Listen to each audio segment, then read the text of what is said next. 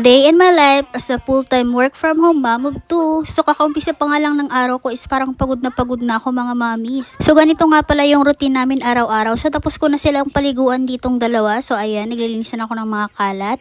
And pinatulog ko na si baby habang kumakain pa yung kanyang ate. Tapos ko na din napakain yung aking bunso. So ayan, nung naglalaro na siya, napagod na siya. So ayan yung mga kalat niya at niligpit ko na nga. After namin kumain, so ayan, nagugas na ako ng plato. At itong aking panganay is nagbubukas na naman ng ref ko anong makain niya. So ayan, bago magumpisa ang lahat, iinumin ko muna yung aking Beauty Milk Strawberry and Cream. So, hindi po ito sponsor, baka naman, Beauty Milk, cherries. So, paborito ko din pala itong melon na flavor niya. So, ito yung iniinom ko pag gusto ko lang ng refreshment or parang gusto ko lang uminom ng juice or coke ba yun. Pero, eto na tayo, dito na tayo sa meron tayong benefits na makukuha like pang pag-glowing, pang pa-fresh, ganon. So, ang sarap din ng lasa nito. Paborito ko din talaga yung melon flavor. Ayun nga, nasa taas. So, ibabalik ko na nga ito. Tayong mga nanay talaga sa sobrang busy, parang hindi na natin kilala yung suklay o hindi na tayo nakakapagsuklay. So nagsuklay lang ako dito dahil mag-work na nga naman tayo dahil nga tayo ay work from home and full-time mom. So siguro hanggang dito na lang muna yung video natin mga mamis. Thank you for watching. Follow for more. Bye!